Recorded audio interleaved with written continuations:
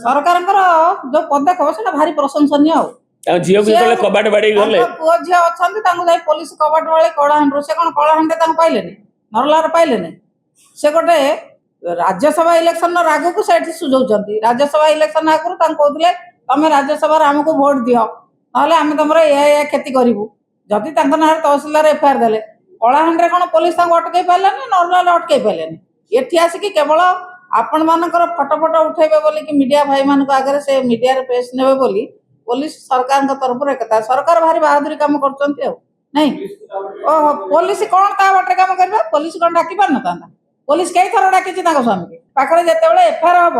police डकैब जेकोसी गोटे constable को पठेब कि एसआई पठे घर डकैब डकई कि हाँ एटी आसिक दौड़े छुआ पिला अच्छा घर पशि जाते कौन एटा बहादुरिया काम भारी पुलिस ना कौन